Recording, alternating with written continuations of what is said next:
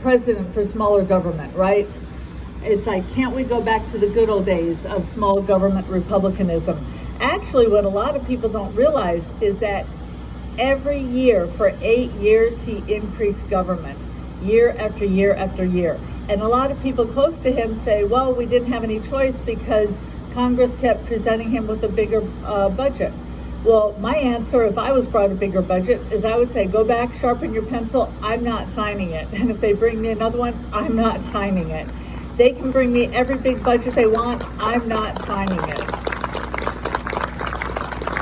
Now, yes, they can override me, but they're gonna have to work to do it. But and you didn't quite ask this question, but I'm gonna answer it anyway because I am a teacher. Not only is it important to get people in Congress and Senate, it's also important to get libertarians at every level, state, local, and federal. And that's why I'm so pleased to be here with your next governor, who is just doing an excellent job. And it's so great to have such good speakers in the Libertarian Party. And we need people at all levels so that we become a fixture on that ballot. So, any other questions? Yes.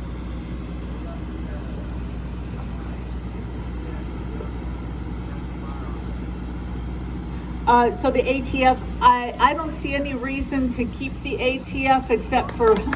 Yeah!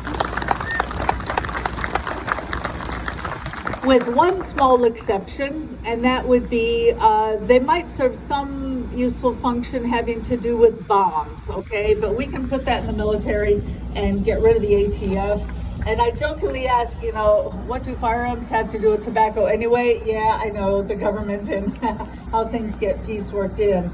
And as far as you mentioned guns, I would like to get rid of every gun law in the last 100 years. And I would work to keep red flag laws from taking into place. It's egregious that people would have their constitutional rights taken away from them without even a fair trial. And last, I am a gun owner.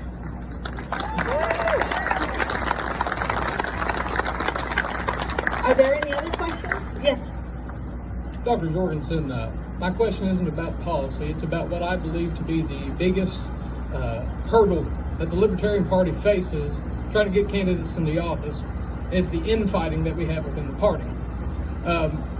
Anybody with a social media presence, I'm sure any of us have seen it. We look through the comments, which you're never supposed to do, and see countless people claiming to be libertarians and swearing that they want this and they want that, but at every slight misgiving, at every chance they get, they say, well, that person lost my vote. If you could line every libertarian in the country up, or everyone who says they're a libertarian, what would you tell them about coming past that infighting and coming together to work to get our candidates in office? What I would tell them is we've got to stop the litmus test. We've got to make people stop feeling like they have to be 100 to get in the party, and they don't have to slit their wrists and turn in their blood. And let me mention, I was having this discussion at the Florida State Convention with somebody at my table, and I said, we got to stop this mentality of you have to be 100. You know, people are complaining about Lincoln Chafee. You know, he belongs in our party a lot more than he belongs in the Democratic or Republican parties. Now, I'm not sure he's ready to be the presidential, you know, the face of the Libertarian Party yet, but he certainly belongs in our party. And I was mentioning this, how we need to get more 70-70 people in. And somebody at my table said, you know what? I entered the party as a 70-70. And it was funny because I threw that out as an example. And he said that's exactly how he scored. He said, I was a 70-70. And the more I hung around the party, the more books I read. Pretty soon I became a 100, and I served 2 terms on the LNC. So absolutely, we don't need to have people, you know, jump through hoops to get in. But last, I do think it's good that I was nominated because I was endorsed by the Pragmatic Party, and yet I received a B rating from the Radical Caucus. So it shows that you actually can combine the two sides. So I have hope. Thanks. Yes.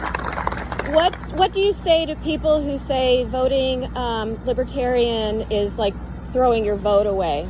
Yeah, as far as throwing your vote away, first of all, it depends who I'm talking to. If it's somebody in a very red or very blue state, I say you're wasting your vote by voting for who's ever going to take your state anyway. For instance, I'm in South Carolina. We were one of only 6 states, 6, to carry Bob Dole in 1996. So in 1996 in South Carolina, your vote was wasted voting for Bob Dole. So if you're in California, your vote is wasted if you're voting for Joe Biden. So how about vote for what you really want? Also, there are something like 40 million Americans who lean libertarian. If everybody would vote the way they wanted to, we would win overwhelmingly.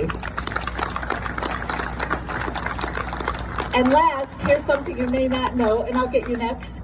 Last, if you may not, you may not know this, but 75%, and this has been pretty much from the start, 75% of our volunteers are from outside the party. So that shows that people really are looking for a change. So I'm excited about that.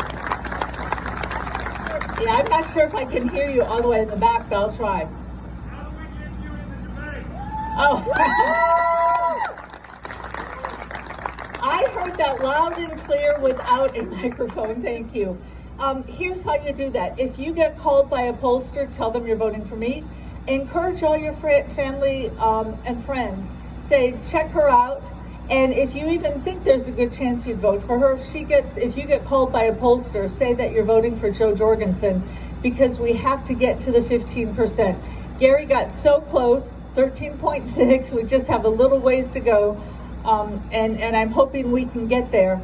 But what I've been telling people is just get me up there so there's an alternative. If you don't like what I say in the debate, don't vote for me, but at least get another vote, another choice, another alternative.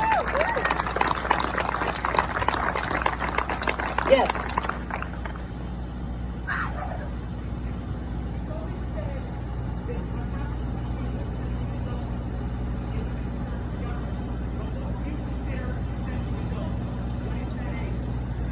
I think that age should be left up to the states. I trust the states to give a reasonable age. And one of the problems that we've had for decades is the federal government encroaching onto states' rights. And Elizabeth Dole is my favorite example. I don't know if maybe favorite is the right word, but she epitomizes this. For those of you who are too young to remember, our states used to have different drinking ages. I grew up in a state that had a drinking age of 21, and then I went off to school in a state that had a drinking age of 18. Until the 1990s, when Elizabeth Dole, who was transportation secretary, basically through the federal government, collected everybody's tax dollars, and then she dangled the highway funds back to states and said, you're not getting your money back unless you raise the drinking age. Now, we can have a debate over maybe 21 is a better age, perhaps. But it's the fact that the federal government inserted itself. So that is something that the president shouldn't get involved with, and I leave it to the good discretion of the states. And I hate to say, love it or leave it, but it's much easier to move from one state to another if you're having problems than to leave our wonderful country. So, yes. Oh, two more. Okay. Sure. Oh, I'm sorry, I didn't know you had the mic. Okay. First you with the mic, and then you. Thank you, Dr. Joe. I've been a lawmaker in this building back here. Long story short, my party, we have let this state down. We have broken our promises. I'm fed up with them. We have ballooned the size of government. We have spent hundreds of millions of dollars, raised hundreds of millions of taxes, incurred billions in debt. And I'm sick of it. Yep. I can't stand it. I despise the leadership of my party. And yet, I still belong to it. Here's the biggest reason why. I'm adopted. I know to the Libertarian Party, the issue of life is, one where people have vastly different views. Yep.